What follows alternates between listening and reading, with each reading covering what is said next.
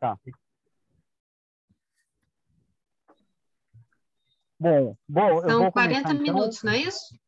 Só para lembrar, uma hora? Isso. Eu vou te Pode ser apresentar até mais. rapidamente para a posteridade, Dani. Aí você entra, tá bom? Uhum. Bom, é um prazer. Bom, boa tarde a todos, né? Quero agradecer muito a Daniele Castro, a doutora Daniele Castro, que aceitou esse convite. Para a gente é uma honra ter você aqui, Dani. A Daniele, ela é agrônoma, formada em Lavras, né, na Escola de Lavras, que acho uma das melhores do país, né? E fez mestrado em Lavras, com um tema que eu não sei se eu vou conseguir ver aqui. Dani, Bom, olha, óleos essenciais, né? isso, E com efeito é que eu estou no inseticida. celular, então eu não consigo Isso. ver ao mesmo Eu vou tempo. Desculpa, completando. mas tá Eu vou bom. Mas completando, vai. então ela fez mestrado em Lavras, estudando óleos essenciais, aí depois ela fez doutorado na Fiocruz, né, no Rio de Janeiro. Ela foi aluna do Eloy Garcia e da Patrícia Zambuja, né? Depois disso, ela teve um período de pós-doc, passou num concurso da Fiocruz e foi incorporada, né, à equipe do laboratório, na época ainda que a Patrícia e o Eloy estavam na ativa, né? Bom, a Patrícia ainda está super ativa, né? Ela só não está batendo o cartão de ponto, né, lá no IOC.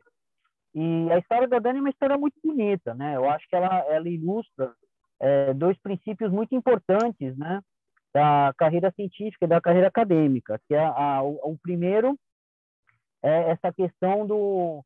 Eu tomei bronca, Dani, recentemente por chamar as pessoas de jovens, mas eu considero você uma jovem, certo? Uma pesquisadora que está... Lógico, você não é tão jovem, tão novinha, mas você está, né, formando um grupo, estabelecendo, né, eu não diria estabelecendo, né, mas reforçando uma linha de pesquisa que é muito tradicional no IOC, muito importante, né? E é uma dessas questões que eu venho discutindo muito com os alunos, de você conseguir desenhar uma linha de pesquisa diferente, que seja inovadora, a partir de linhas de investigação que são muito tradicionais, né? Eu até brinco com eu não fiz essa brincadeira contigo ainda não, mas respeitando as devidas proporções, né? Porque eu sou muito mais a Dani, né? Tem aquela frase famosa do Isaac Newton, né? De que ele se ergue sobre os ombros de gigantes, né? E isso na Fiocruz acontece muito, né? A gente tem uma história muito bonita no laboratório, a história do Eloy e da Patrícia, e acontece isso mesmo, né? Você se ergue sobre os ombros, né, das gerações anteriores, com uma série de recursos, né, que a gente tem no laboratório, e também as questões intelectuais que foram colocadas, né? A força do modelo Hodgins prolixos, toda a estrutura que a gente tem, né? E isso ajuda com certeza, né, no estabelecimento de linhas novas. Tem um coroário dessa situação, que os gigantes às vezes fazem um pouco de sombra, né? E isso às vezes ajuda bastante, às vezes atrapalha um pouquinho, né? Mas eu acho que a Dani está tirando de letra, está montando uma linha de pesquisa lindíssima, está orientando uma leva de alunos assim brilhantes. E eu sou muito suspeito para falar, porque como a gente divide o laboratório, né? Para mim tem sido um prazer enorme trabalhar com a Dani, um privilégio. Eu sou grato, serei grato. Todas as oportunidades que eu tiver para falar isso, eu vou falar. Trabalhar com a Dani é um privilégio. Eu aprendo todos os dias com ela, né? E realmente admiro muito a capacidade que ela tem de transitar das coisas do dia a dia do laboratório para as coisas mais conceituais, estabelecendo esse modelo importante, né, de imunidade em barbeiro a partir das coisas que o laboratório já tinha. E, além disso, ela topou, né, há alguns anos atrás, coordenar o programa de pós-graduação mais importante, né, um dos programas de pós-graduação mais importantes do país, né, que é o programa de vigilância e controle de vetores da Fiocruz, né, e fazendo uma transição espetacular das questões de vigilância, né, das questões de serviço mesmo, né, fazendo a ponte entre essas atividades e os laboratórios de pesquisa do Instituto, do IOC. E realmente é um exemplo lindíssimo, porque o nosso laboratório dentro do IOC é um laboratório muito considerado, né, tradicionalmente de pesquisa básica, né? A gente não tem coleção ou referência, né? A gente não é um laboratório que está tradicionalmente ligado ao serviço, mas mesmo assim a Dani tem feito uma ponte muito bonita, com projetos muito aplicados, né, voltados para controle de triatomínios, e dialogando muito bem com os outros grupos da Fiocruz, com a Secretaria de Saúde, o pessoal do Ministério em Brasília. Então, realmente, eu acho que é um privilégio, né, a gente poder contar essa história aqui, e eu estou muito ansioso para ver a tua apresentação, Dani. Muito obrigado, tá? Tenho certeza que a gente vai ter uma tarde muito legal. Nossa, depois desse tanto de elogio, a gente fica até sem palavras. Esqueci uma coisa importante. Peraí, desculpa. É que desculpa me alongar muito, tá? Mas eu sei que é repetitivo, porque eu estou fazendo demais, mas Santo Agostinho já dizia que repetição é um sintoma de relevância. A Dani também ilustra, isso é importante falar, a questão da mulher na ciência e a questão da maternidade na ciência. E eu pude acompanhar isso de perto, né? Ela tem 2 filhas lindíssimas, né? Conseguiu conciliar a questão da maternidade com a carreira científica de forma brilhante, mas a custo de muito sacrifício pessoal. Acho que é importante deixar isso claro. Ela é uma grande advogada e defensora dos direitos da mulher, né? Na Fiocruz, é reconhecida, inclusive, né, em alguns eventos por isso, e eu acho importante deixar, marcar essa questão, né? Bom, é isso, Dani, muito obrigado, viu? Desculpe. Valeu, Fernando, muito obrigada e, bom, é um prazer muito grande também trabalhar com você. Aproveito aqui um momento também para agradecer muito essa nossa parceria. E a gente sabe que uma equipe, ela cresce quando tem um bom relacionamento, né? Então, eu acho que, e você falou muito aí do Eloy e da Patrícia, que foram meus pais da ciência, né? Eles me deram a oportunidade de crescer muito e eu tenho só orgulho e agradecimento a tudo que eles me ensinaram. E agora a gente segue aí, eu e você, e espero que a gente traga muito sucesso aí para o laboratório. O Fernando também falou de uma coisa interessante, eu não vou falar muito dos nossos trabalhos relacionados à pesquisa que agora a gente tem tentado, que eu tenho voltado para essa linha agora mais de vigilância e controle de vetores, devido ao programa de pós, mas tem sido um desafio gostoso. Eu acho que, assim, como engenheira agrônoma de formação, e também pela experiência de toda a formação da minha família, assim, também nessa área, eu estou achando muito, muito interessante, estou adorando ir para essa linha também mais aplicada e com contato com pessoas que estão ali na linha de frente da questão ligada a vetores, né? Mas o que eu trouxe aqui para vocês hoje foi mais a história dos trabalhos, dos nossos trabalhos científicos relacionados ao desenvolvimento do Trypanosoma cruzi dentro do Rhodinus prolixus e o que a gente descobriu nesses últimos anos sobre o efeito disso no sistema imune e também na microbiota. E, além disso, também assim, o tempo é curto, mas um pouquinho sobre o efeito nutricional e isso no sistema neuroendócrino do inseto, afetando também o desenvolvimento do cruzi e da microbiota. Bom, deixa eu ir colocando a minha apresentação aqui, senão eu começo a já ir falando e não tem nada aqui, ninguém vendo nada, né? E se eu começar a falar demais, vocês me avisem do tempo. Já está todo mundo vendo minha tela? Sim. Sim. Sim. Então, assim, no começo, a gente, quando pensava assim, no conhecimento que se tinha do desenvolvimento do patógeno dentro do vetor, era uma coisa muito simplista, né? Não se tinha noção de quão complexo é o desenvolvimento do parasito ali dentro e o quanto que envolve diversos sistemas fisiológicos do inseto e quantos fatores diferentes envolvem essa questão. Então, primeiramente, as diferentes cepas de Trypanosoma cruzi, que nem toda cepa do patógeno desenvolve em qualquer espécie de triatomínio. Outra questão que interfere muito é o estágio nutricional, ou seja, a nutrição do inseto, né, se ele está em jejum muito tempo ou não, isso afeta o estado fisiológico do inseto vetor. E quando eu falo em fisiologia, isso envolve todos os sistemas fisiológicos que vão afetar de uma forma ou outra o desenvolvimento do parasito. Então, quando a gente pensa assim na fisiologia, tem a questão do sistema digestivo, tem o sistema neuroendócrino, que eu vou falar um pouquinho aqui para vocês, o sistema imune, claro, é um patógeno entrando ali no vetor, e a microbiota, que foi descoberta mais recentemente, e o papel tão importante nessa questão de relação também entre o patógeno e o vetor.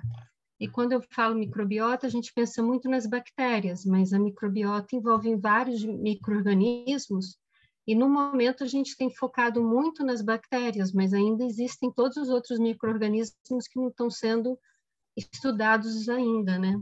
Então, eu acho que a gente ainda tem muita coisa ainda para descobrir em relação à microbiota quando começar a investigar outros micro-organismos.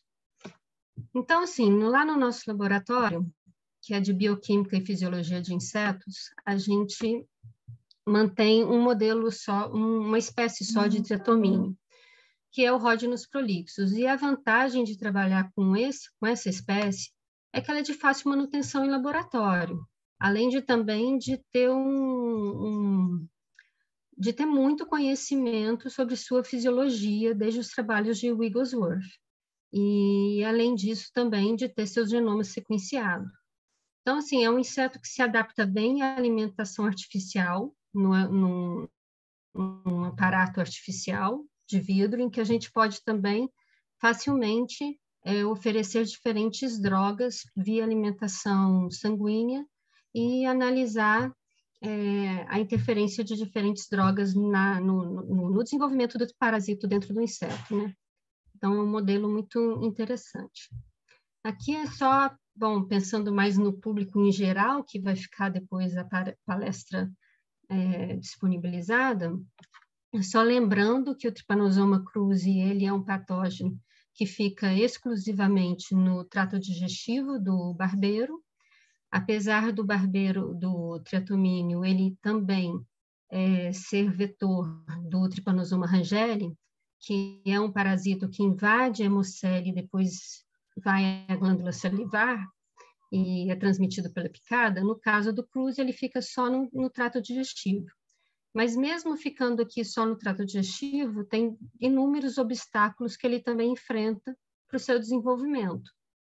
E os principais, ele fica na sua maior parte do tempo no intestino médio posterior, que é onde ele se diferencia, se multiplica, e é onde ele se adere à membrana perimicrovilar, e depois ele vai para o reto ou intestino posterior, que é onde ele se diferencia para a forma infectiva e pode ser eliminado nas fezes para uma futura transmissão para um próximo hospedeiro.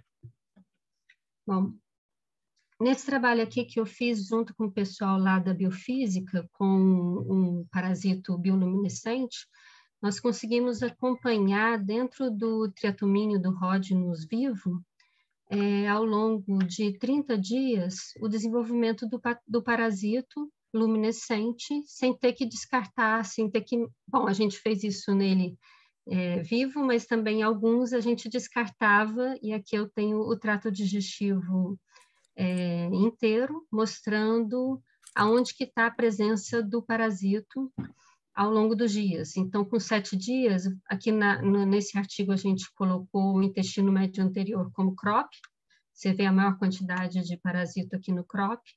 Depois, com 14 dias, a maior parte está aqui no intestino médio posterior, né? Que aqui, ó, você vê aqui na parte luminescente.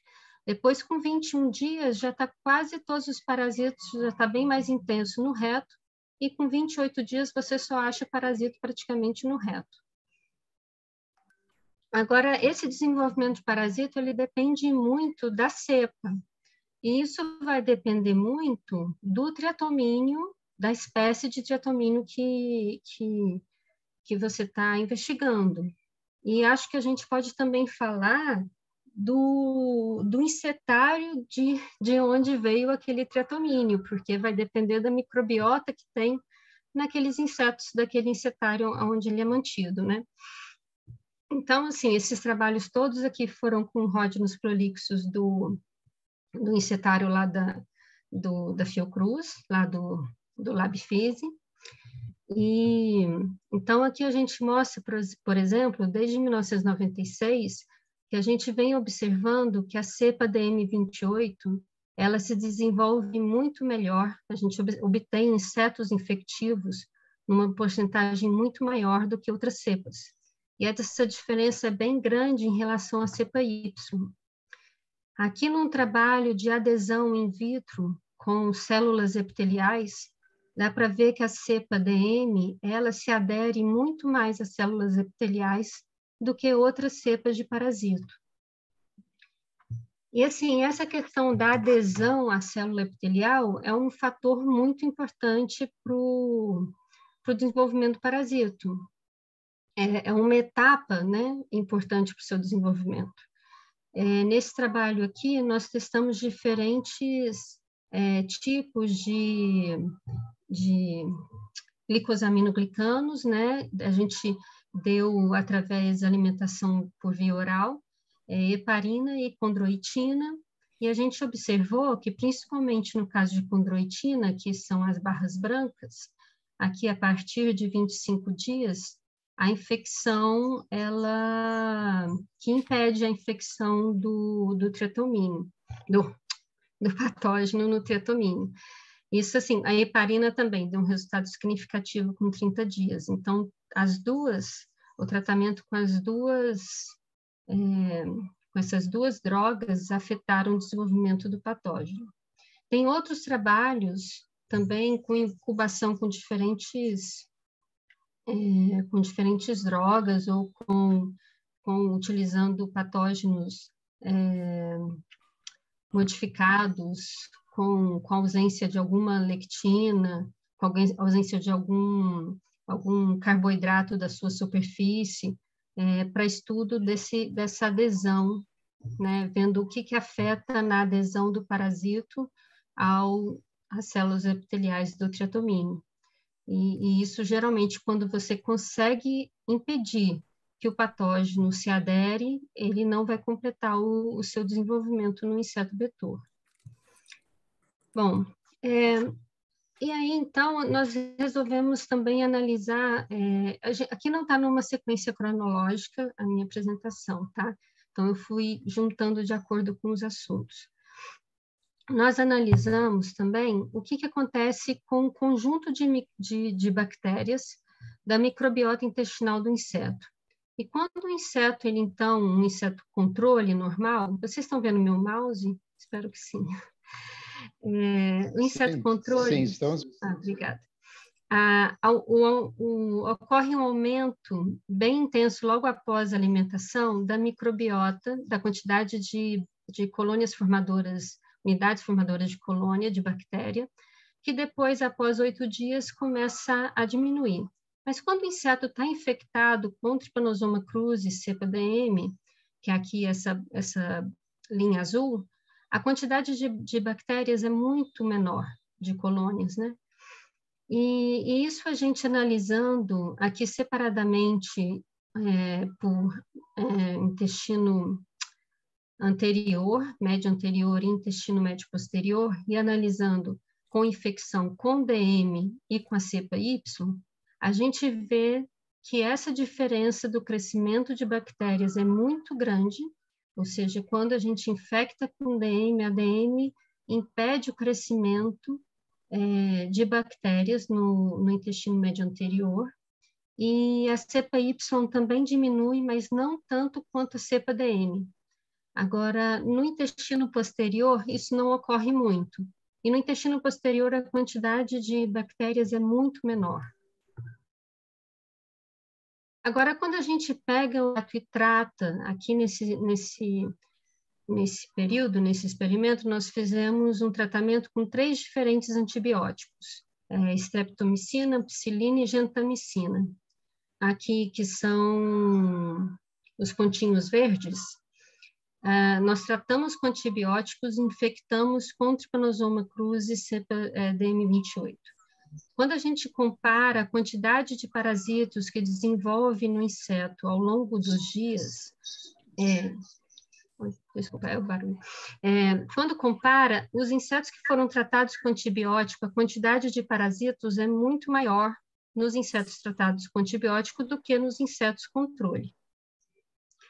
E analisando aqui por qPCR, tanto a quantidade de 16S de Serratia marcescens, que é uma bactéria que a gente encontra em grande quantidade na microbiota do nosso insetário, e Rhodococcus rodney, a gente observa que a cepa DM, Trypanosoma cruzi cepa DM, realmente diminui a quantidade de Serratia marcescens, e em relação a Rhodococcus rodney também.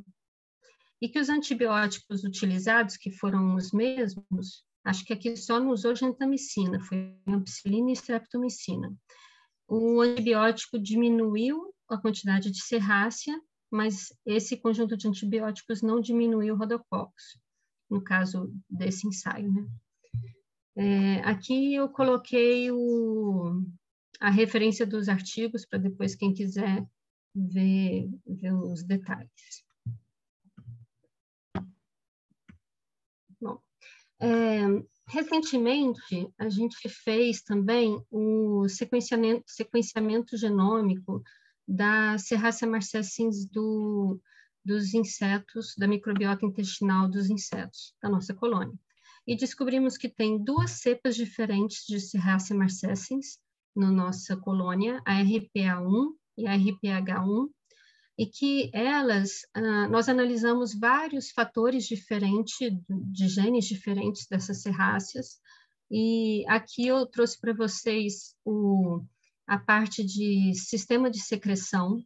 A Serratia marcescens, ela tem 6 tipos de sistemas de secreção, e essas serráceas que tem lá na microbiota dos nossos insetos, tem genes desses 4 tipos aqui, o 1, o 2, o 5 e o 6, e aqui, só que a RPH1, alguns genes, ela não tem tanto quanto a RPA1. E a gente está agora, mais para frente, a gente pretende investigar melhor se realmente se esse sistema de secreção tem algum papel em relação à atividade tripanolítica que ela tem sobre o parasito, que eu vou mostrar para vocês mais à frente. Às vezes demora a passar. Então, nós incubando a Serratia marcescens com Trypanosoma cruzi, aqui eu trouxe as diferentes cepas. Só uma perguntinha. As duas fazem prodigiosina? Sim. Uma um pouco mais intensa do que a outra. Essa questão da prodigiosina, a gente chegou a quantificar e também a gente chegou a fazer um ensaio estimulando a produção de prodigiosina da bactéria ou inibindo, porque ela produz isso, geralmente como se fosse um mecanismo de defesa quando ela está na fase mais estacionária e quando está diminuindo os nutrientes. E isso não afetou tanto na atividade tripanolítica. O que é essencial na atividade tripanolítica da serrácea, primeiramente, é o reconhecimento da fímbria dela, manose sensível, à manose da superfície do cruzi. Porque a gente fez uns trabalhos com o pessoal da biofísica, que quando a gente incubava a serrácea com manose e depois incubava com o parasito, mesmo ela estando produzindo com prodigiosina, não lisava o parasito. Então, ela precisa, depois eu vou mostrar na microscopia, né? Ela precisa ter esse reconhecimento e logo em seguida a gente não sabe bem ao certo, mas talvez com esses sistemas de secreção, ela injete alguma coisa ou cause poros no parasito. entendeu? Mas não há lise nenhuma do parasito se não tiver a conexão, a adesão da fímbria ao parasito. E aí, essa atividade tripanolítica é mais intensa na fase estacionária e ela é mais intensa contra a cepa Y do que contra a cepa DM. Mas também lisa a cepa DM in vitro, mas não tanto quanto a Y. Na fase exponencial, a lise é um pouco menor. Bom, aí aqui, ó, a microscopia de varredura, aqui na primeira imagem, na A, são poucos segundos. Só uma assim pergunta, que na coisa anterior, você tem, é muito parecida as duas cepas, frente a tanto a 28C quanto a Y, mas na fase exponencial, não. Como é que você explica essa diferença? Na fase exponencial é muito baixa a lise na RPH1. Isso significaria que só aquele sistema de injeção, né, ele só estaria funcionando na fase exponencial? Talvez seja alguma coisa que a bactéria esteja mais, que ela produza mais, ou que esteja mais ativo nela quando ela está chegando na fase estacionária, e não no período que ela está se multiplicando, e que está com... Ou seja, quando começa a diminuir nutrientes, ou quando começa a ter muita competição entre elas, assim, porque as bactérias... Mas é mais de espécies diferentes, mas elas também tem um mecanismo de lise entre elas, né? Quando começa a ter uma quantidade de população maior. Então, eu acho que da fase estacionária... Alô?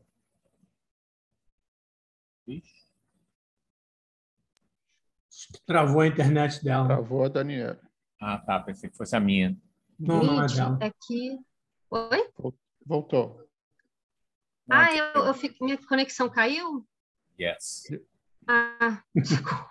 Agora eu não sei aonde que eu parei. Pouquinho. Mas assim, pouquinho. a gente não sabe, a gente não sabe exatamente o que é que deixa ela assim com essa atividade tripanolítica mais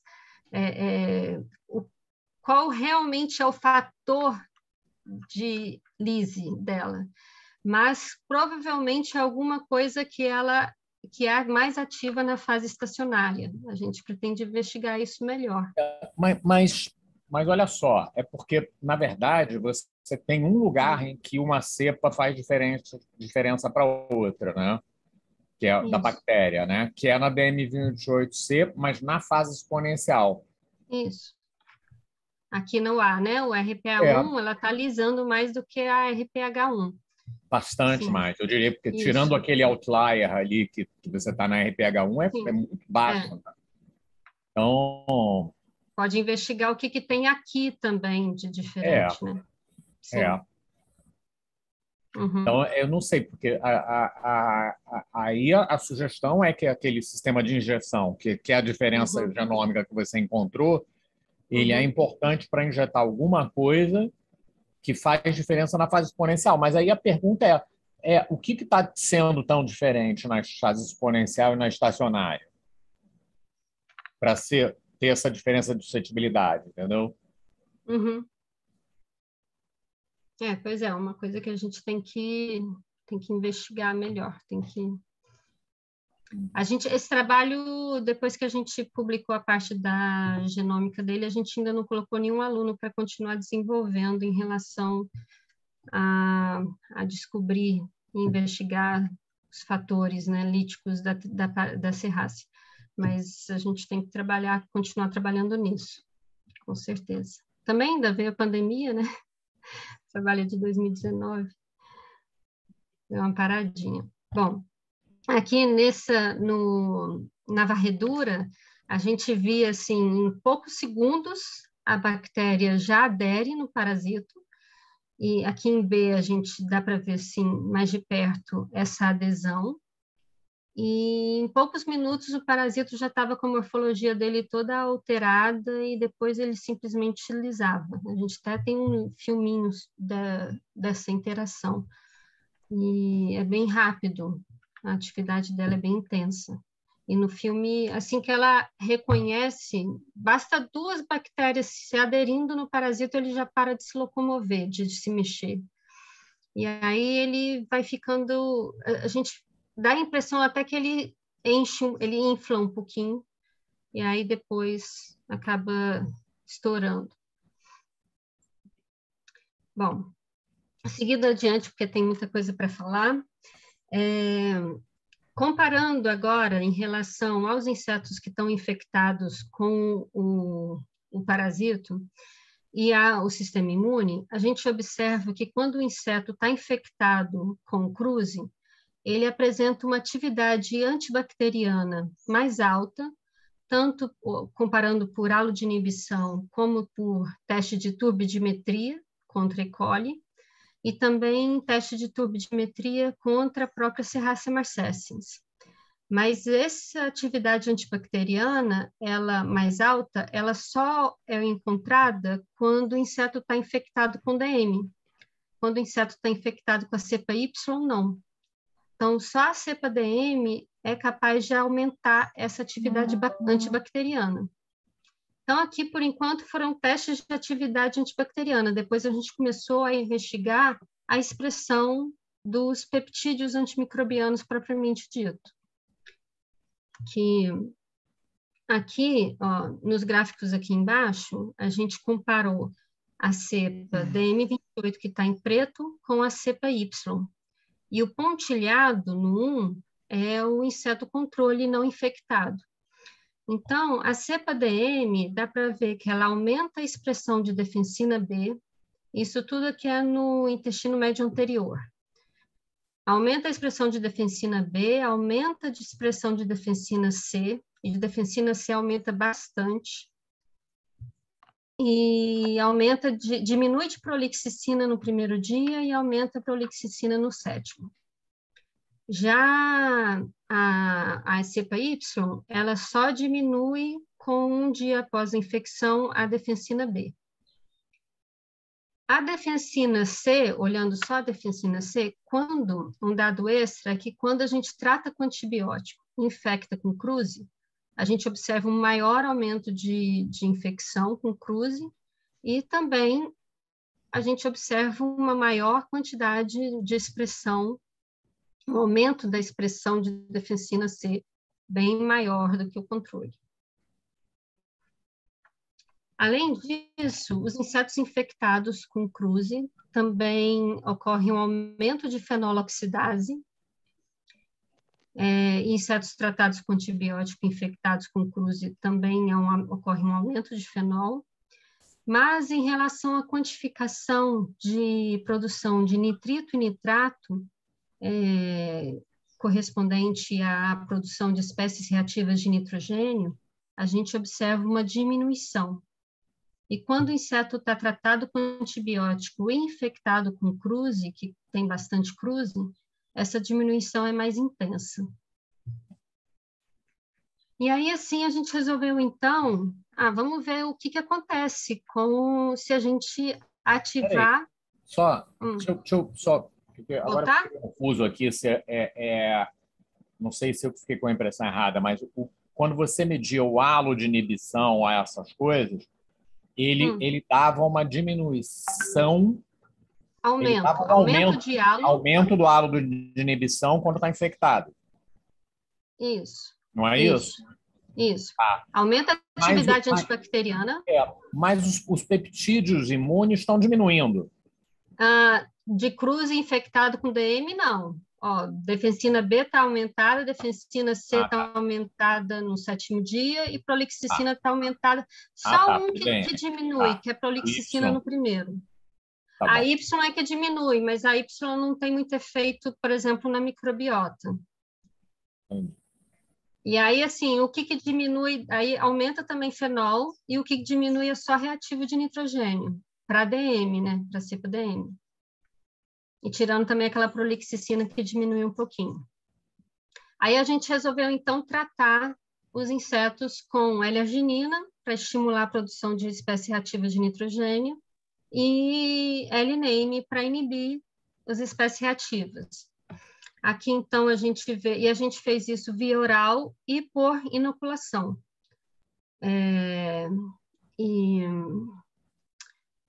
Aqui, os dois aqui no gráfico de cima é o tratamento por via oral, e aí a gente tem a expressão do gene da oxonítrico sintase no corpo gorduroso e a expressão da oxonítrico sintase no trato digestivo. E quando a gente, então, ativa a quantidade de espécies reativas de nitrogênio com L-arginina, a gente tem uma maior expressão de NOS no fat body, no corpo Isso não é gorduroso. contraintuitivo? Porque o L-NAMI ele é um inibidor da enzima, né? Da enzima, E a pois é. arginina é o substrato. O inibidor da enzima deveria ser reconhecido até como... Na verdade, tem pouca enzima, né? Deveria até aumentar a expressão da enzima, né? Pois é, a gente não fez um estudo assim, analisando diferentes dias ou de repente em relação a horas. Isso pode ter uma dinâmica diferente se a gente analisar diferentes dias, né?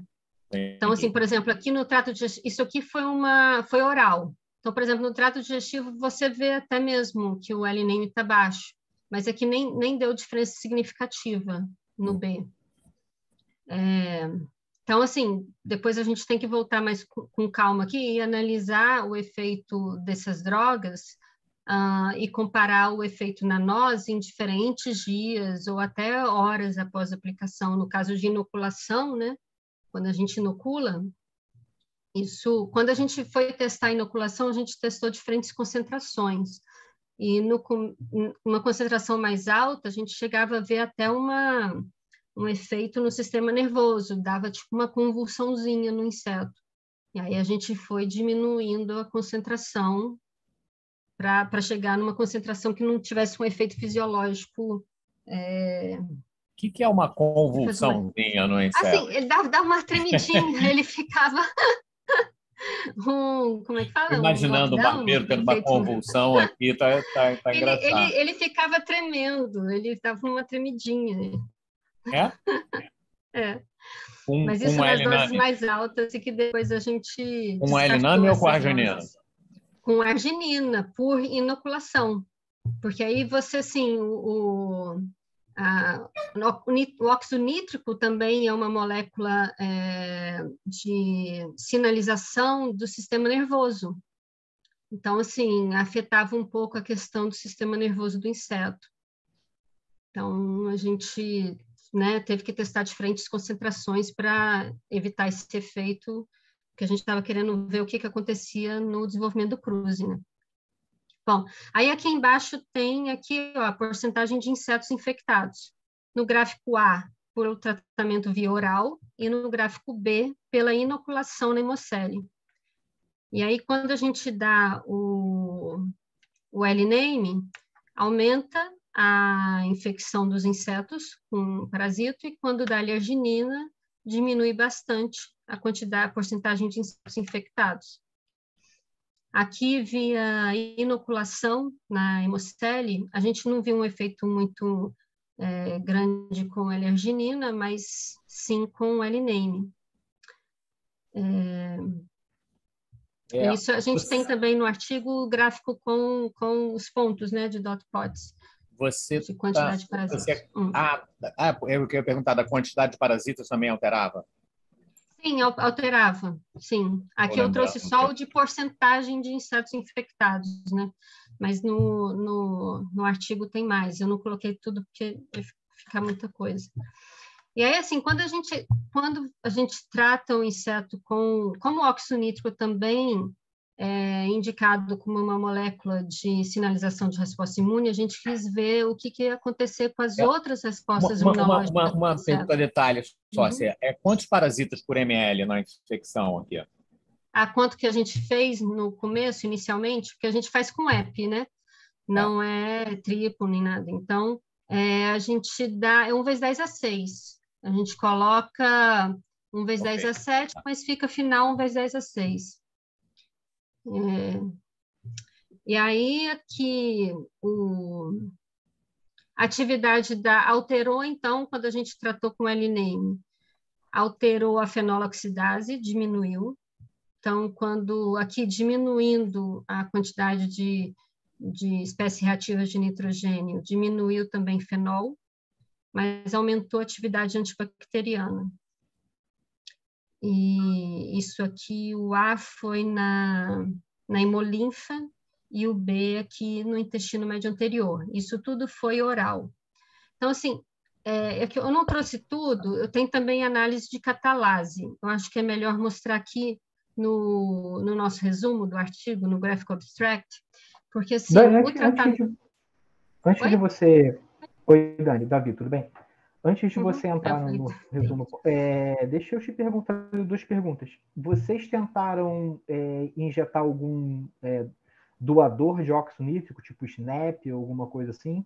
Pois é, a gente... dar um boost de óxido nítrico para ver o que acontecia? Eu pensei nisso, mas a aluna precisava defender aquela que não deu tempo de fazer. Então, assim, para esse... Mas eu cheguei a pensar em dar outras drogas, sim. Testar outros... Tá. Mas não chegamos a fazer. Eu acabei de chegar, eu cheguei atrasado. Então, não sei se você já falou isso em algum momento.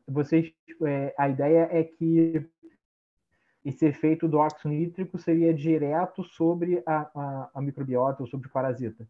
Ou ele estaria regulando alguma outra coisa? Foi o seguinte, é que a gente viu, quando eu infectei com o Trypanosoma cruziforme, eu observei que ele aumenta a atividade antibacteriana do inseto, aumenta a fenoloxidase, mas ele diminui a quantidade de espécies reativas de nitrogênio.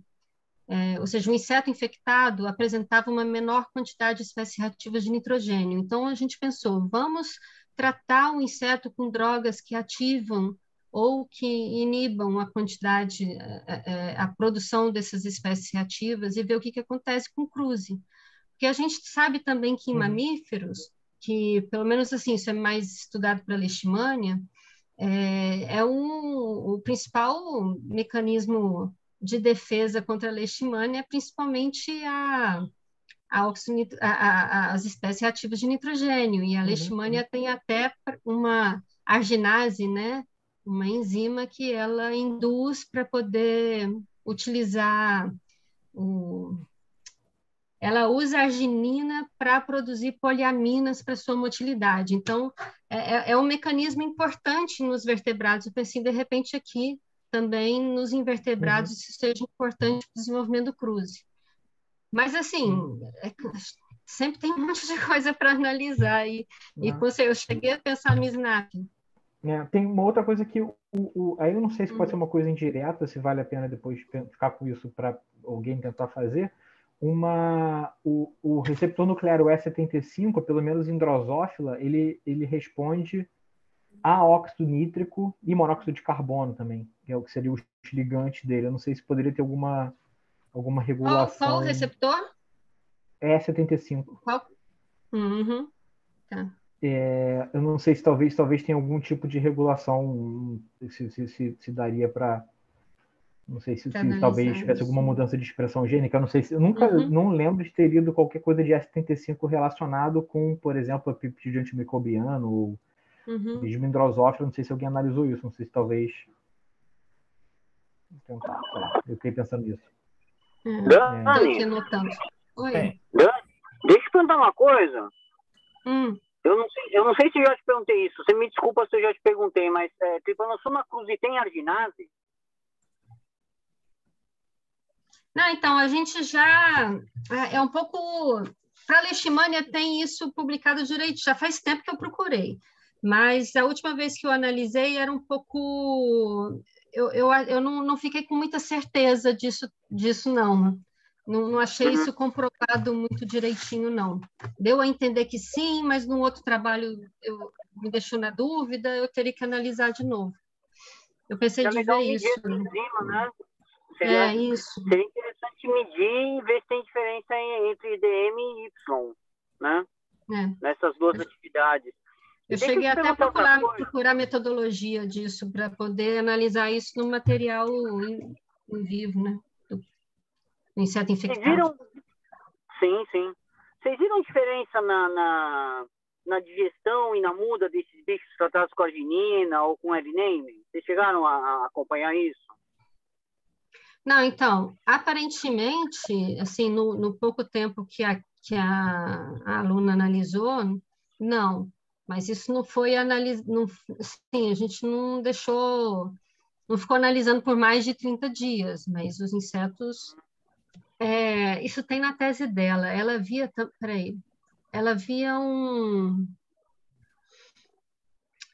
nos insetos inoculados, ela tinha sim um efeito fisiológico um pouquinho diferente com alguns, e ela colocou isso na dissertação dela, mas eventualmente acontecia, mas não era na muda, não. Ele ficava com algum problema mesmo na digestão, eu acho. Ele ficava com a coloração diferente. Depois eu vou perguntar. É a Kate, Fernando. Depois a gente pergunta para ela. Tá bom. Eu não Obrigado, lembro direitinho. Nada. Lembrar de tudo agora, assim, eu não estou lembrando como é que ficou, mas eu acho que dava algum efeito, sim. Eu lembro daquela questão do tremor, né? Que quando colocava uma dose muito alta, a gente teve que diminuir. Bom, resumindo... Você está dando Viagra para o barbeiro, é isso. É isso aí. Está aumentando as sinapses dele.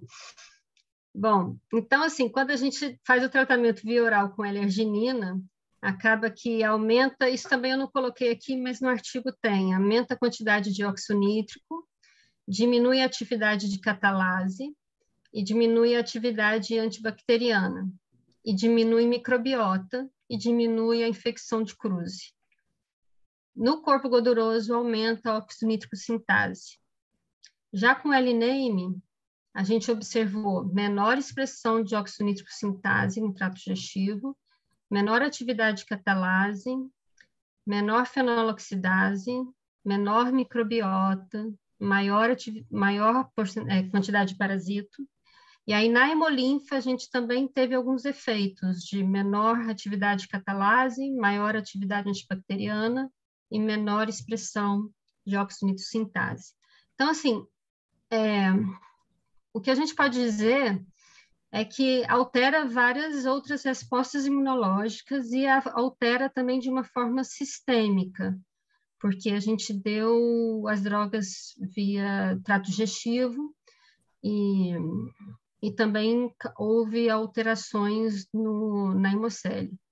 E a gente, por exemplo, não analisou superóxido, mas a gente seria interessante se tivesse analisado superóxido. A gente analisou só a atividade da catalase. Bom, é isso. Agora, partindo para um outro artigo, que a gente vai demorar aqui muito. Nós também utilizando, vindo para esse lado das respostas imunológicas, né? A gente tratou os insetos com uma droga que é um inibidor que inibe a fosforilização de fatores nucleares Kb, que é o IMD 0354. Então, ele afeta via IMD. E aí, quando a gente tratou com essa droga e infectou com diferentes patógenos, aqui foi Kruse, fizemos uma infecção com bactéria gram-negativa e bactéria gram-positiva, e a gente observou um aumento da mortalidade. Em relação ao desenvolvimento do parasito, quando a gente tratou com essa droga, que inibe a fosforilização do fator nuclear, a gente observou uma diminuição da quantidade de parasitos. Tá. E por que será isso? A microbiota desses insetos tratados estava bem mais alta, tanto com 1 dia e com 7 dias, bem mais alta do que o controle. E analisando separadamente por 16S, Serratia marcescens, Rhodococcus rodgei e Enterococcaceae, que é uma família de bactérias que a gente sabe também que tem na microbiota do nosso insetário, mas a gente ainda não tem a espécie identificada, a gente observou que quando o inseto é tratado com essa droga IMD, aumenta a quantidade de serrácea e aumenta a quantidade de Rhodococcus. E que quando está com Trypanosoma cruzi mais a droga IMD, a quantidade de serrácea está aumentada, de Enterococcaceae muito aumentada e Rhodococcus rodgeni baixo. Então, assim, a gente imagina que esse aumento da microbiota causado pelo tratamento pela droga que inibiu aqui a via IMD, afetou o desenvolvimento do cruzi observado aqui nesse gráfico aqui, que diminui a quantidade de parasitos. Nesse trabalho, tem também toda a expressão dos peptídeos antimicrobianos, mas eu não trouxe porque seria muito assunto, não daria para falar tudo aqui. Eu queria assim, não ficar só na questão da resposta imune, eu queria lembrar da importância da questão nutricional do inseto, daqueles trabalhos bonitos do Eloy e da Patrícia, de que eles alimentaram os insetos com plasma, com ringer, com plasma com diferentes porcentagens de eritrócito, e viram a formação das células epiteliais e da membrana perimicrovilar. E analisaram, e eles viram que a questão, por exemplo, insetos alimentados só com plasma, tem a formação das células epiteliais ficam mal formadas e com pouca membrana perimicrovilar. E isso vai afetar depois a adesão do parasito. Mas isso também afeta a produção de equidizona. Então, essa etapa importante de adesão, ela tem a ver com aquilo que eu comentei um pouco antes sobre reconhecimento de lectinas, tem a ver com a morfologia dessas células epiteliais e com o sistema neuroendócrino. Porque quando o inseto ele faz uma alimentação sanguínea, e não só a porcentagem de eritrócitos que tem ali, por exemplo, se ele só come plasma, mas ele faz uma alimentação saturante com plasma, não vai induzir as células neurosecretoras e os hormônios equidizona e hormônio juvenil. É importante ambos, a alimentação sanguínea e o estímulo à distensão abdominal completa, alimentação saturante. Então, isso desencadeia aqui uma sinalização e ativação das células neurosecretoras, que ativam o córpora cardíaca e córpora lato a produzir os hormônios, que são importantes na muda do inseto, na equidise, e também na formação das células epiteliais do trato digestivo, mas também é importante na reprodução e diversos outros fatores. E a gente vem demonstrando atualmente que, bom, antes de entrar nessa questão de resposta imune, que o Eloy e a Patrícia mostraram que o inseto, por exemplo, decapitado ou tratado com azadiractina, ele não produz equidizona, e aí, consequentemente, fica com uma célula epitelial mal formada, uma membrana perimicrovilar também cheia de grumos, e isso afeta a adesão do parasito, e o Trypanosoma cruzi, então, não consegue completar o seu ciclo no vetor.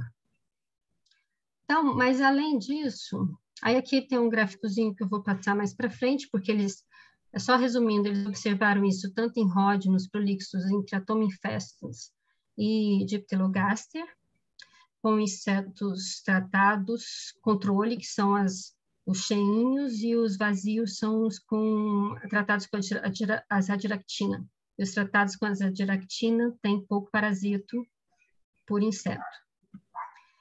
E aqui dá para ver também, não só tratado com azadiractina, mas decapitado, que a quantidade de parasitos é bem menor nos insetos. E quando você dá equidizona em insetos decapitados, você reverte a infecção. Mas a gente começou agora a analisar que a azadiractina e a equidizona está relacionada com as vias de sinalização de resposta imune. Então, aqui, azadiractina é o cinza, e as barras listradas é a azadiractina mais equidizona. Então, a azadiractina interfere, diminui a expressão de relish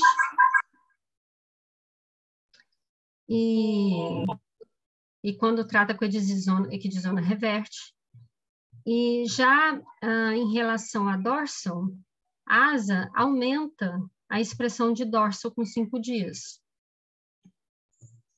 E aqui, vocês podem observar de uma forma geral, você tem aqui defensina A, com 1 dia, 5 dias e 7 dias, defensina B com 1 dia, 5 dias e 7 dias. Então, de forma geral, o tratamento com azadiractina diminui a expressão de defensinas. E aqui tem defensina C, né? 1 dia, 5 dias e 7 dias, e prolixicina 1 dia, 5 dias e 7 dias.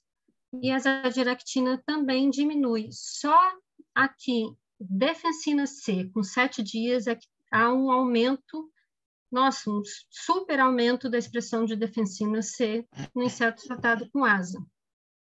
Aí, juntando a tudo isso, o que acontece com a serrácea, por exemplo, que é a principal bactéria que tem lá nos insetos da nossa colônia? Como a defensina C está com 1 dia e 5 dias diminuída, ela aumenta quando é tratado com asa. Mas com 7 dias, que a defensina está super alta, ela diminui. E aqui é o crescimento normal de Serratia marcescens ao longo dos dias, em inseto controle, né? Então, assim, num resuminho aqui, o que a gente observa? Que um tratamento com azadiractina, que vai influenciar... Uma perguntinha, Dani. Nesse experimento, você usou um primer para a Serratia, né? Isso, foi um primer específico, não um primer específico para cepas, porque a gente identificou 2 cepas diferentes, né? Mas um primer que pegasse Serratia marcescens. Tá, mas você não está pegando, por exemplo, outras bactérias, porque vocês têm um consórcio misto, né? Quer dizer, pode cair a Serratia e subir alguém, ou você...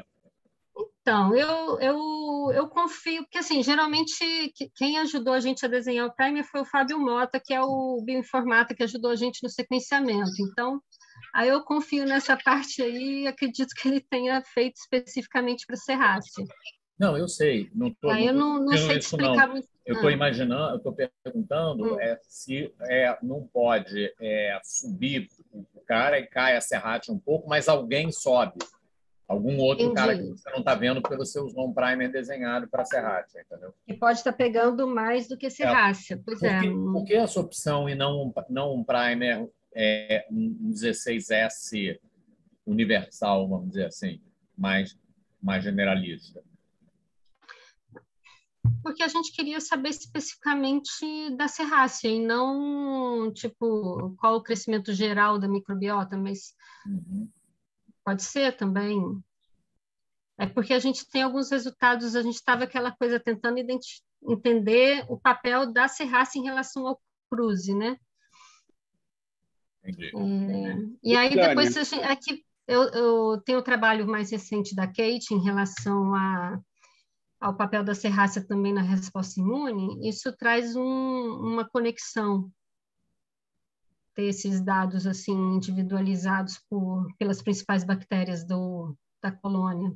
Por exemplo, a Enterococcaceae é uma que a gente está querendo começar a investigar mais, porque tanto na infecção com Rangeli, como agora, por exemplo, em alguns trabalhos com Cruzi, a gente vê uma alteração grande dessa espécie, né? Vamos identificar direitinho qual que é essa espécie de Enterococcaceae que está sendo alterada em alguns tratamentos.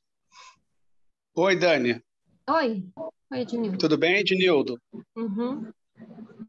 Eu me perdi aqui, mas o animal tratado com azadiractina, com uma dose baixa, por exemplo, como é que fica a cruze?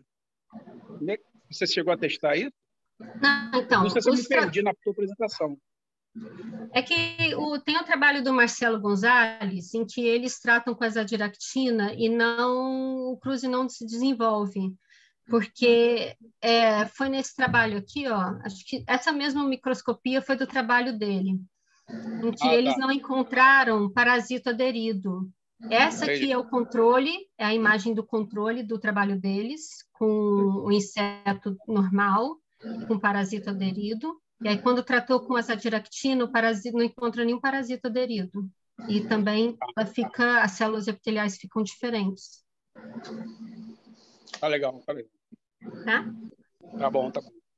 E depois você pode ver, eu coloquei as referências dos trabalhos no rodapé dos slides. Aí, de repente, você pode dar uma olhada.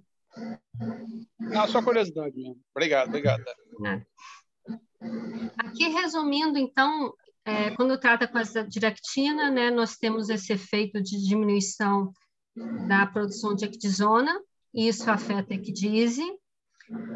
Nesse trabalho, mostramos que diminui a expressão de relish e aumenta a dorsal.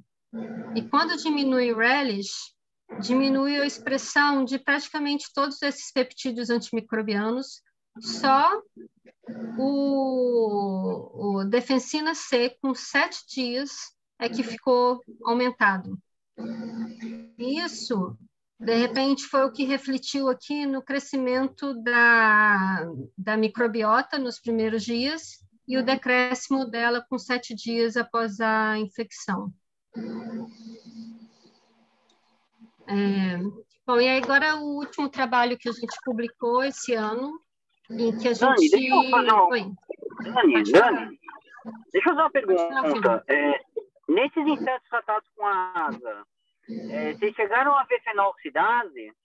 Ou alguma indicação de que a função de barreira do epitélio intestinal está sendo afetada?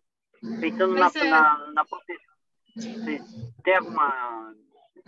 Não, não chegou a ser olhado isso, Fernando, mas foi afetando a ecdisona, né?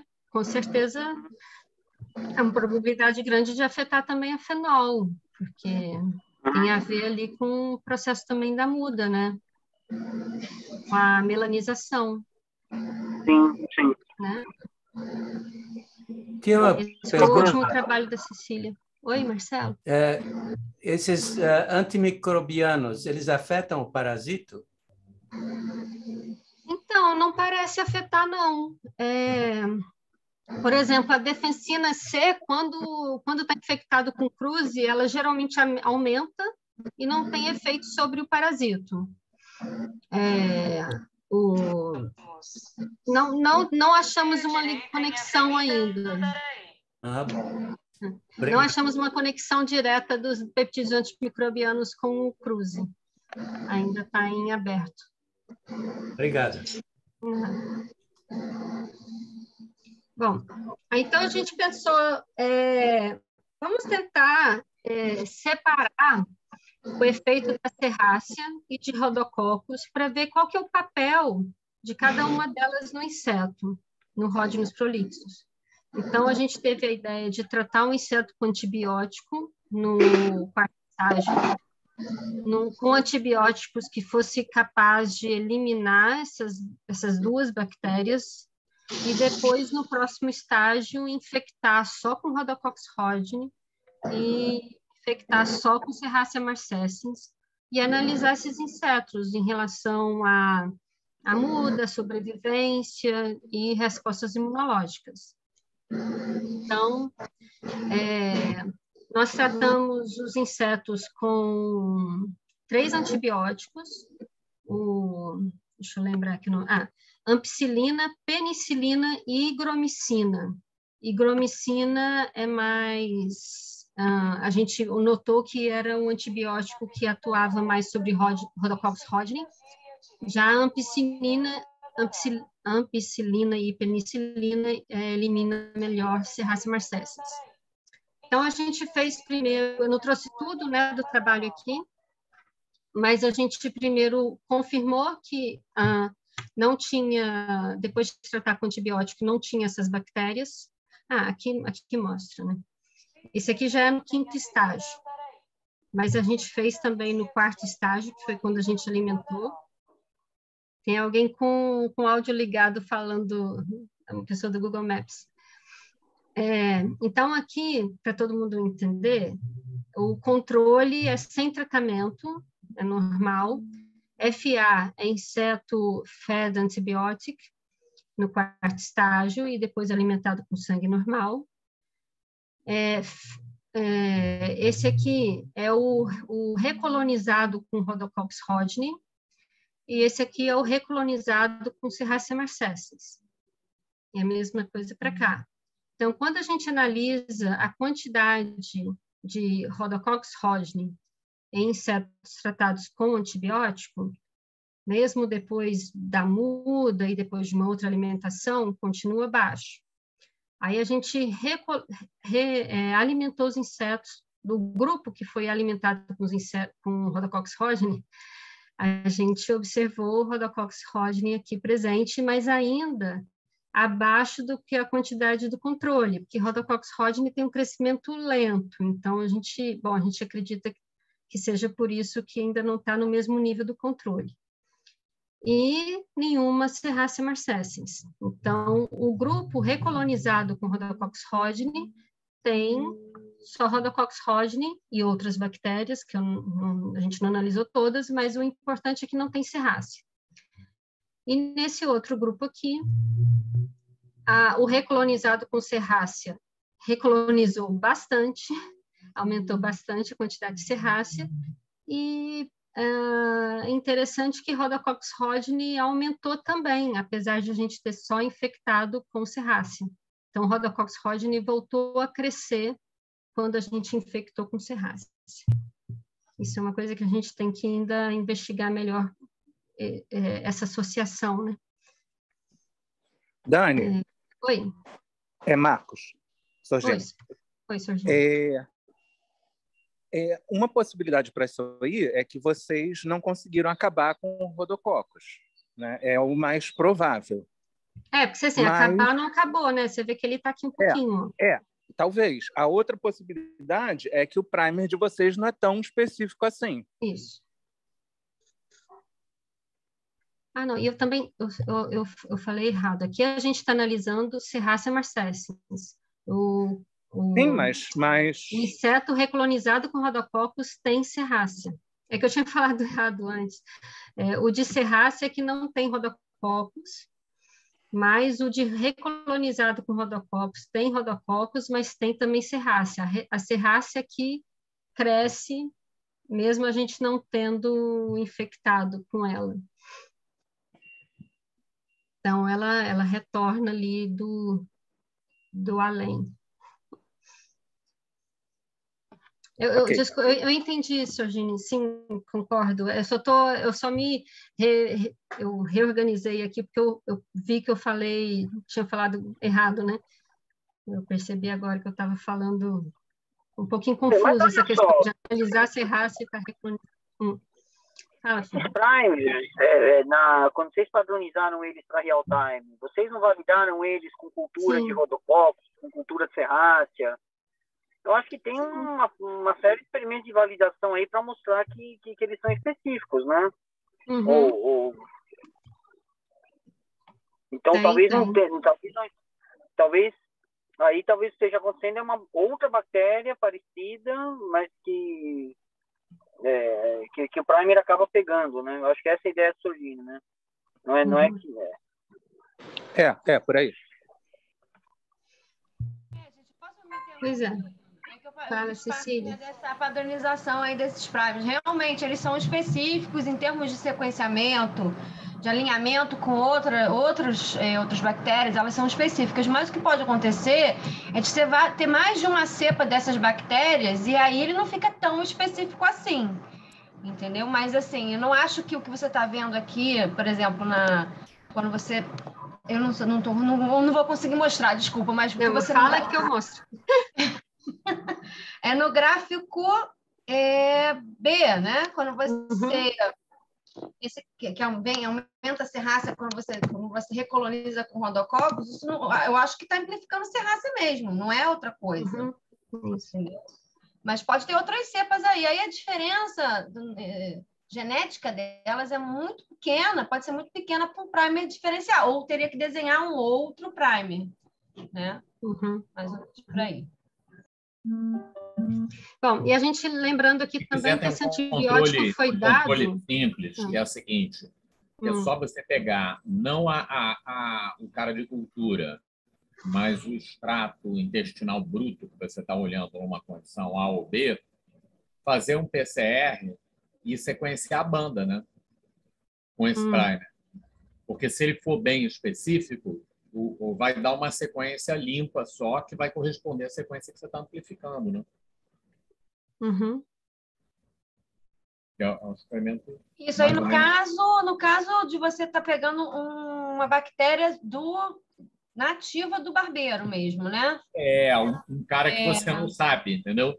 A tua evidência em sílico ou as outras coisas que vocês descreveram funciona para... não está amplificando o rodococcus, está amplificando a serrátia. Mas pode ter um outro cara que apareça nessa condição pós-antibiótico. Quer dizer, uma bactéria bem minoritária que pós-antibiótico vai lá, que nem Clostridium difficile.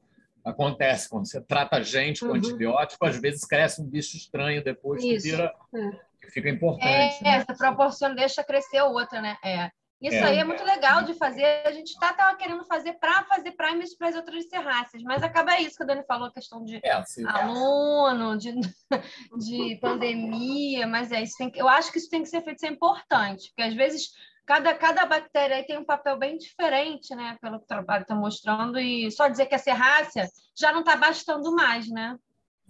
Seria legal, olha só, é mais simples ainda, fazer uma lâmina desse conteúdo intestinal, porque se tem um cara bizarro, estranho, que está crescendo, na ausência desses outros dois, ele vai aparecer, mesmo que não seja não cultivável. Nesse inseto você tratou com o FA, né? Você alimentou com mas não é depois, só, né? É o FA recolonizado com rodococcus. Sim. Não é só o FA. Não é só o tratado com antibiótico no quarto. Uma outra coisa que é ainda mais simples é eventualmente pegar essa mesma amostra, fazer um PCR em tempo real e aí depois comparar as curvas de melting ou, se possível, fazer um high resolution melting, porque aí se tiver mais de uma coisa, você não vai saber o que é, mas você sabe que tem mais de uma coisa. E é rápido.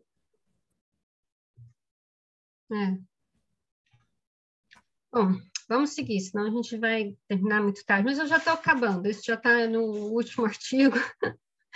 E aí o que eu quero mostrar para vocês é o efeito desses diferentes grupos nas respostas imunológicas.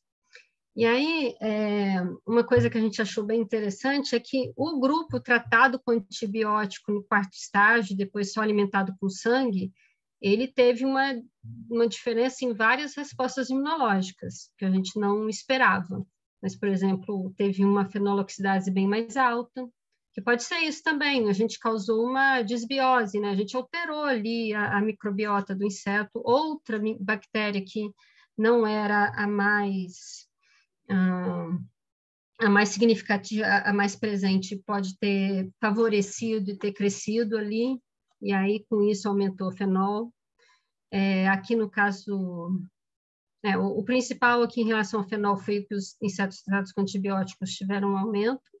Em relação ao óxido nítrico sintase, todas apresentaram uma diminuição da expressão em relação aos insetos controle, principalmente nos insetos recolonizados com serrácea. Em relação a isso no corpo gorduroso. A noz do intestino médio anterior, ela ficou muito mais alta para o inseto recolonizado com Rhodococcus rodgeni. E aí aqui eu fiquei bem interessada em saber o que aconteceria com esse inseto depois infectado com cruzi. Um inseto que foi recolonizado só com Rhodococcus, mas que cresceu um pouquinho de serrácea junto, e que teve esse aumento enorme de expressão de noz no intestino médio anterior, o que aconteceria com o cruzi. Em relação às defensinas e prolixicinas, aqui a gente tem, nesse lado de cá, o corpo gorduroso e do lado de cá o intestino médio anterior. Então, no corpo gorduroso, a gente observou um aumento da defensina A nos insetos recolonizados com Rhodococcus e um aumento com insetos recolonizados com Serrácea, mas com Rhodococcus foi mais intenso. Isso estou falando em relação ao controle. Defensina C, observamos um aumento nos insetos recolonizados com Serrácea. Engraçado, porque, na verdade, todo o nosso trabalho vem mostrando que a defensina C mas isso no corpo gorduroso, né? A defensina C é aquela que a gente estava acreditando que era o peptídeo que estava diminuindo a microbiota responsável por diminuir a microbiota do inseto. Então, assim, a gente está com excesso de Serrácea e esse peptídeo está aumentado, provavelmente até para controlar o excesso de Serrácea. Aqui no intestino médio anterior, o inseto tratado com antibiótico está com a defensina A aumentada, no recolonizado com Rhodococcus também. A mesma coisa aqui para a defensina C, no intestino médio anterior, e para a prolixicina está tudo baixo, diminuído, tudo, né, imunodeprimido. Aqui é um resumo para ver se facilita o entendimento. Então, inseto tratado com antibiótico no quarto estágio, ele demonstrou aumento de defensina A e C e diminuição de prolixicina. E um pouquinho apresentou um tiquinho de nada de Rhodococcus e teve aumento de fenoloxidase no corpo gorduroso. Aqui, no recolonizado com Rhodococcus, a gente encontrou tanto Rhodococcus como Serrácea no PCR, né? Defensina A, C está aumentada e a prolixicina diminuída e a óxido nítrico sintase aumentada no intestino médio anterior, mas a óxido nítrico no corpo gorduroso está diminuída e a defensina A está aumentada no corpo gorduroso. E com recolonizado com Serrácea, tem bastante Serrácea no trato digestivo, tem alta de defensina C, baixa de prolixicina e alta de defensina C também no corpo gorduroso e menos óxido nítrico sintase no corpo gorduroso. Bom, em relação... Aí aqui eu trago esse esquema para tentar juntar as ideias todas. Então, assim, o que a gente pensa em relação para o sucesso do desenvolvimento do cruzi no Rhodinus prolixus? Que isso vai depender da cepa de Trypanosoma cruzi e da espécie de Triatomine, né? Não só da espécie, às vezes até do inseto, de qual o insetário que ele vem, porque está conectado com a microbiota daquele insetário. O sucesso do desenvolvimento está relacionado com a adesão às células epiteliais e também com a fisiologia do inseto. E isso eu digo em relação ao sistema neuroendócrino, que a ecdizona tem um papel importante na morfologia dessas células epiteliais e também na ativação de algumas respostas imunológicas.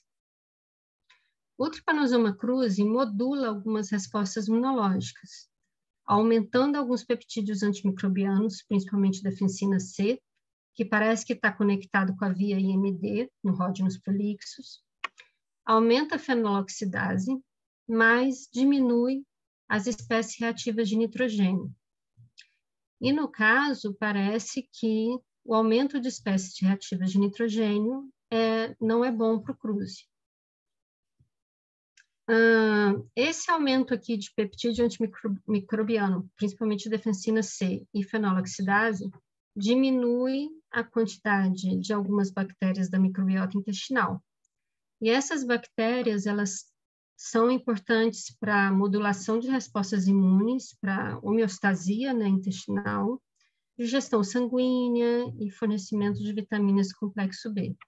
Mas algumas bactérias, por exemplo, como a Serratia marcescens, da nossa colônia, as cepas que a gente tem lá, elas possuem uma atividade tripanolítica que está relacionada com a adesão da fímbria manose sensível que ela tem e o reconhecimento da manose da superfície do cruze. E com isso, a gente não sabe exatamente qual é o fator lítico dela, mas ela lisa o cruze. Bom, essa é a nossa ideia por enquanto, mas tem muita coisa ainda em aberto. A gente tem, a cada artigo que a gente desvenda e descobre alguma coisa, a gente traz mais dúvidas e mais questionamentos. E, bom, é isso aí. Muito obrigada.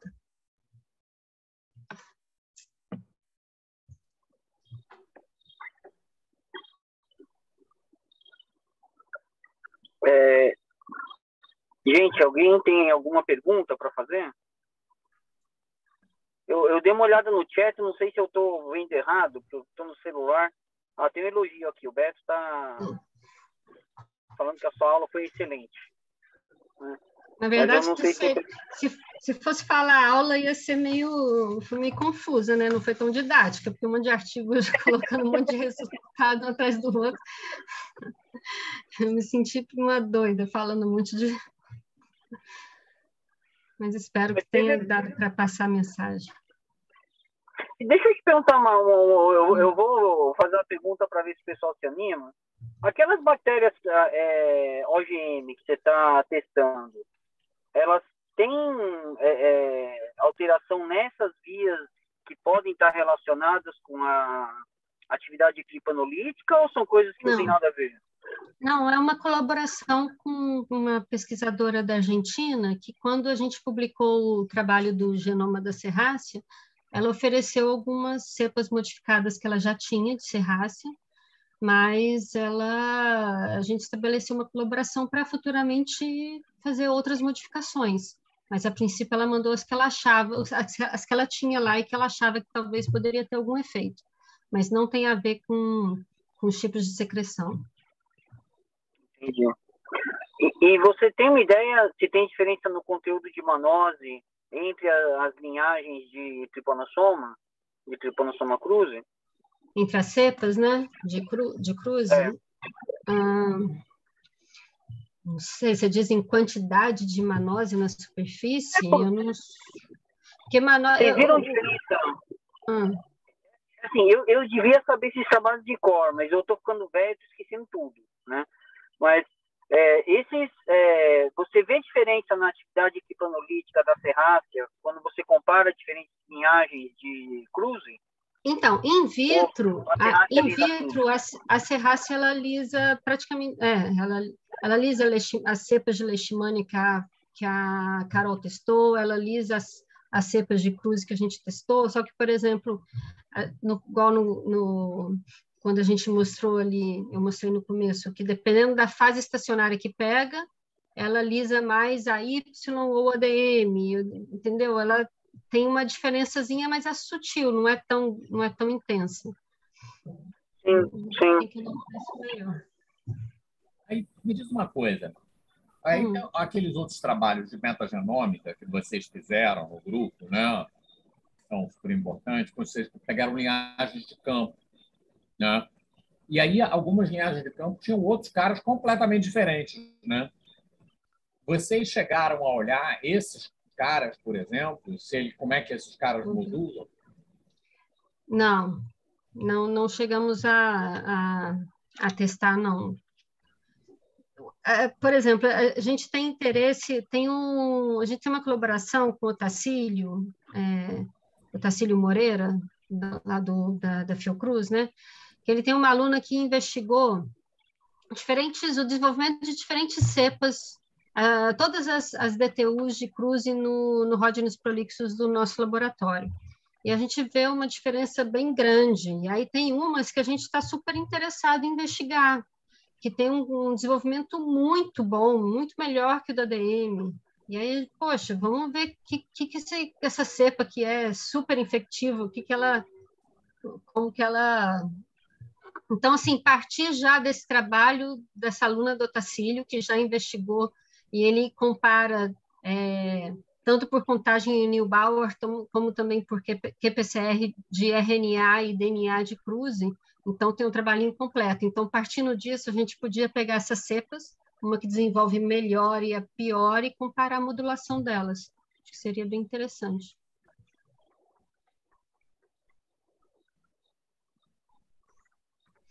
É que eu ia... Na verdade, é uma pergunta, mas é mais um pensamento. Porque, assim, quando tu está analisando, tu está com uma cepa de bactéria que foi selecionada no laboratório e uma cepa de inseto que está selecionada no laboratório, né? E a própria composição das outras bactérias também foi selecionada, né?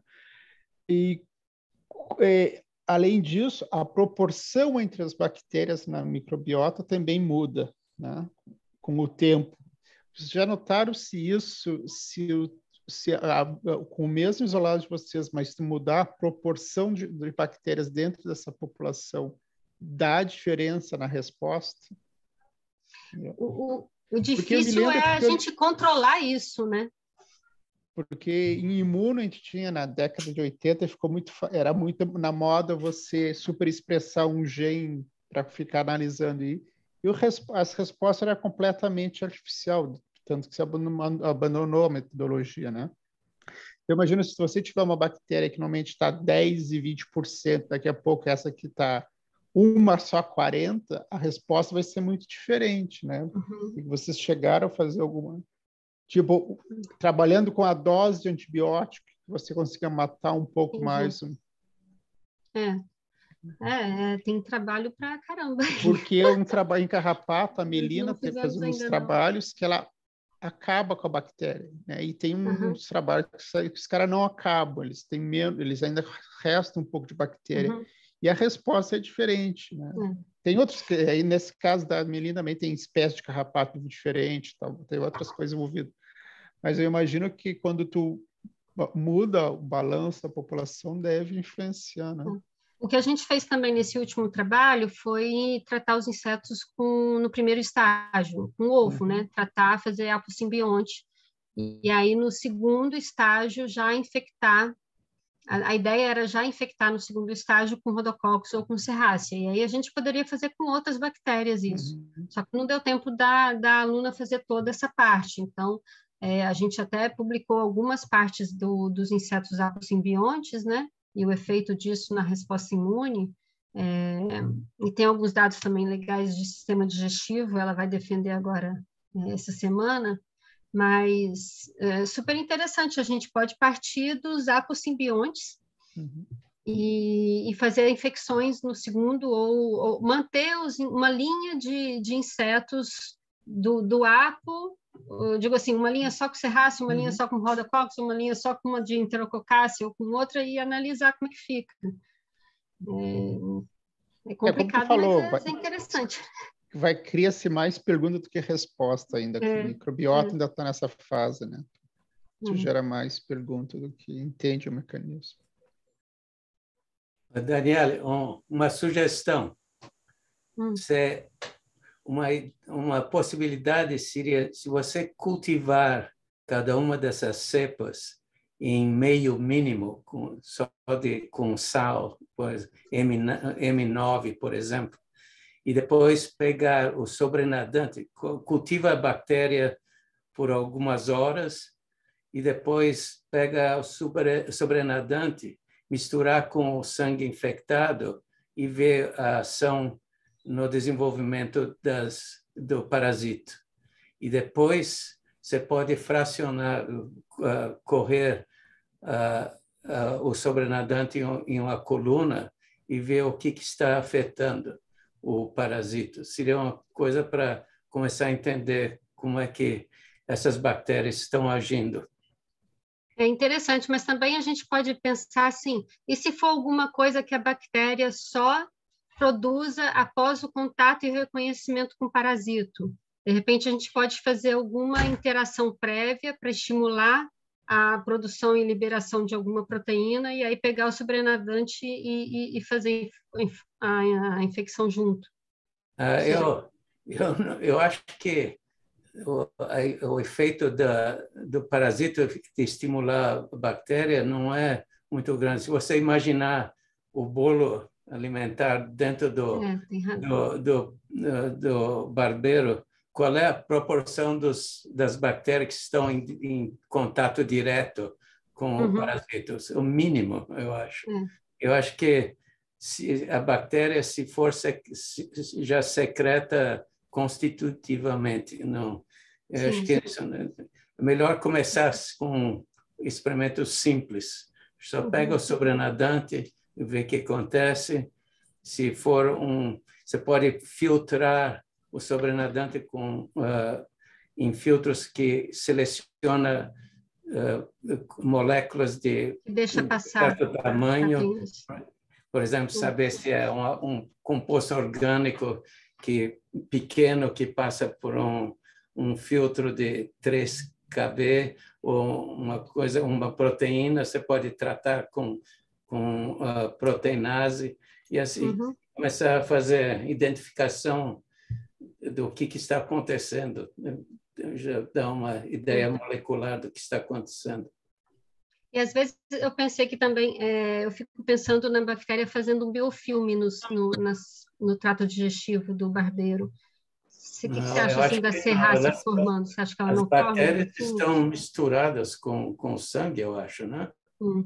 Não é uma coisa líquida, eu acho que elas estão presas lá por dentro, porque quando o barbeiro suga o sangue, ele descarta o líquido e fica uma massa maciça. E eu acho que as bactérias não têm muito movimento, não, para formar biofilme. É a minha impressão. Talvez esteja errado. Dani, Anotei as suas dicas. Oi, Serginho.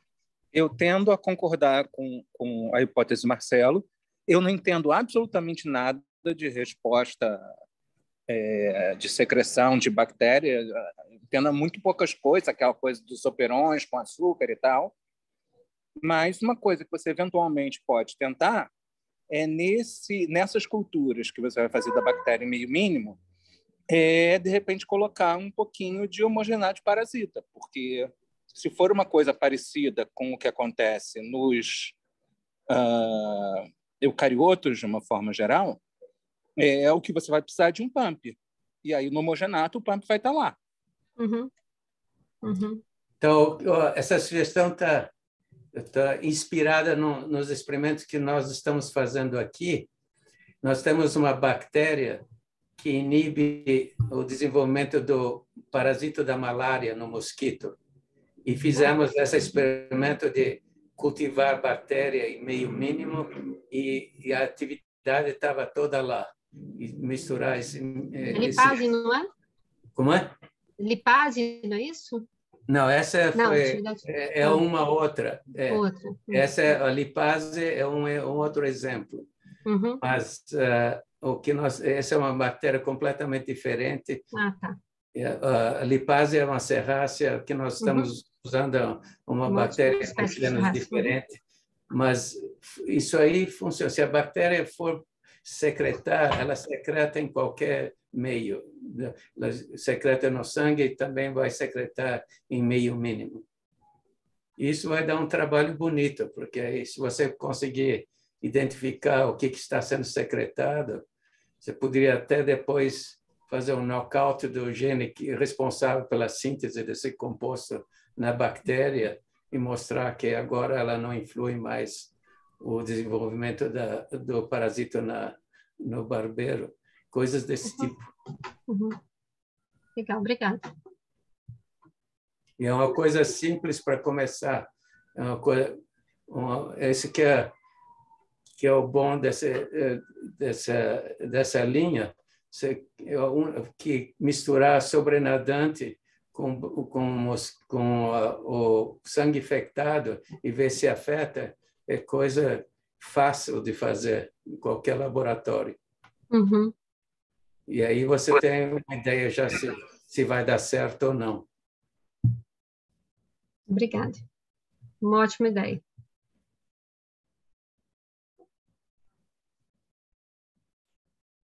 não vai gastar barbeiro, Dani.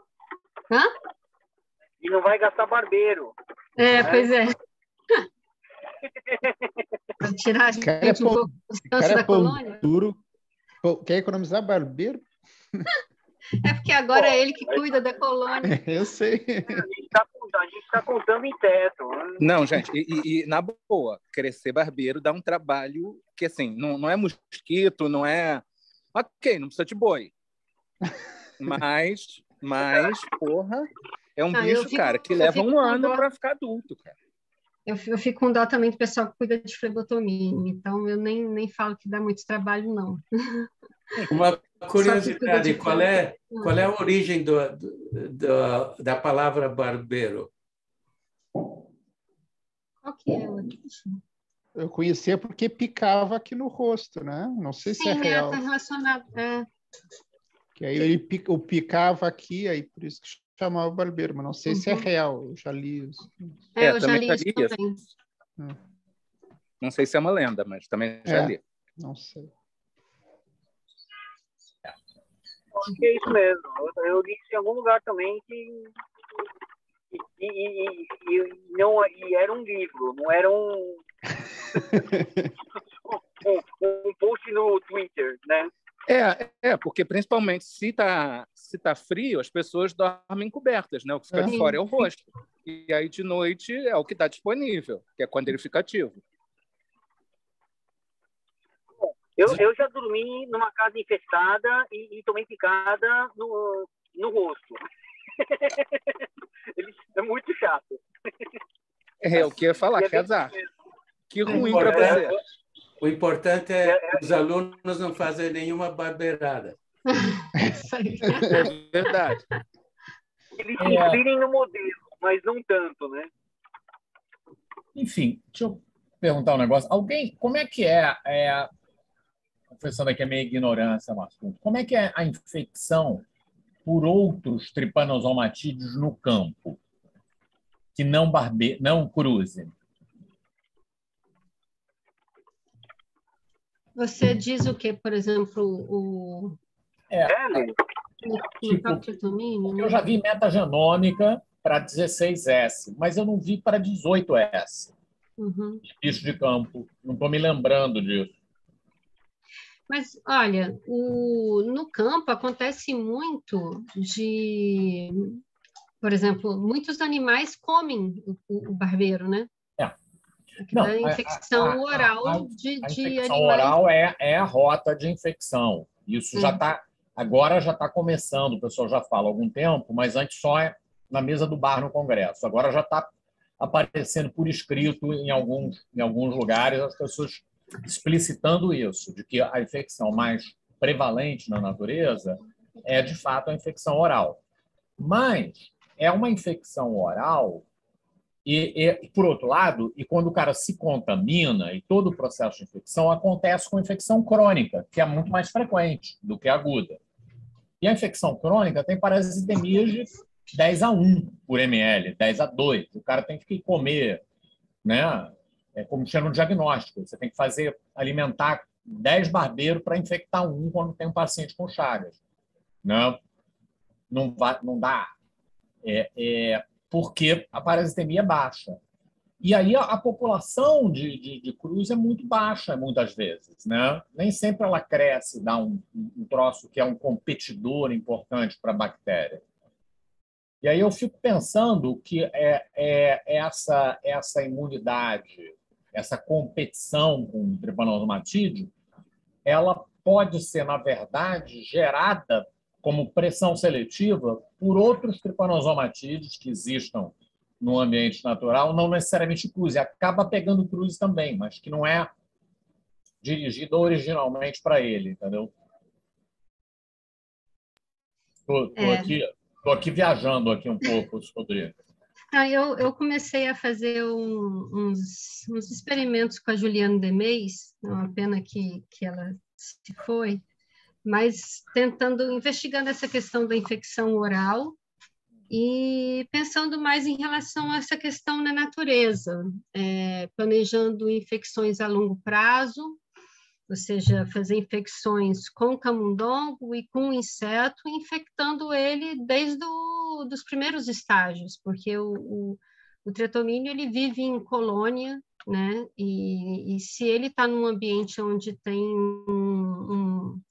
um animal contaminado, onde tem uma fonte alimentar, ele provavelmente não vai sair muito daquele ambiente e vai se infectar no primeiro, no segundo, e vai se manter ali. Então, uma infecção prolongada a longo prazo, com uma baixa quantidade de parasito, ou até com presença de outros tripanosomatídeos, o que isso... Aí, no caso, a gente não pensava em outros tripanosomatídeos junto, né? Mas, assim, como que seria essa questão para a microbiota, para a resposta imune? Eu e a Ju, a gente vinha conversando sobre essas questões. Mas só, essa questão do Pedro vai depender muito do modelo vertebrado, né? A questão de prevalência, a questão da dose, né?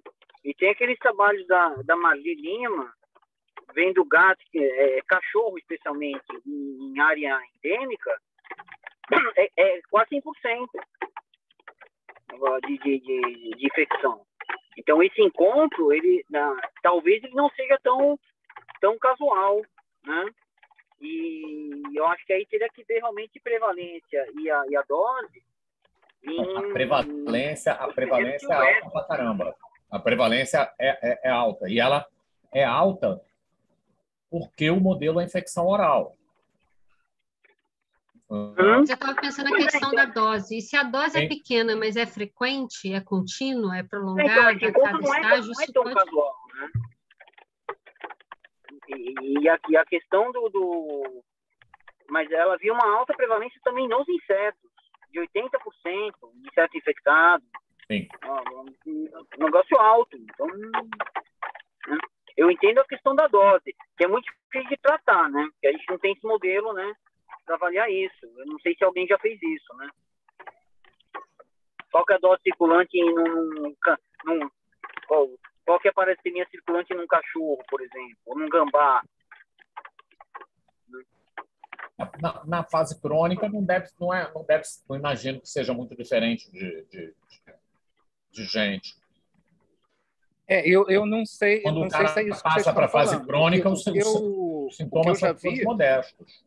O que eu já vi, eu vi poucos artigos, mas enfim, é que esses teatomínios que são fitófagos, tipo Pison, eles frequentemente se infectam com tripanosomatídeos de planta quando estão sugando. Uhum.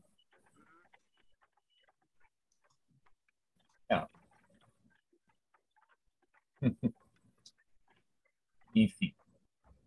Tá bom. Gente, alguém tem mais alguma pergunta? Eu acho que a discussão tá boa, mas eu tenho uma...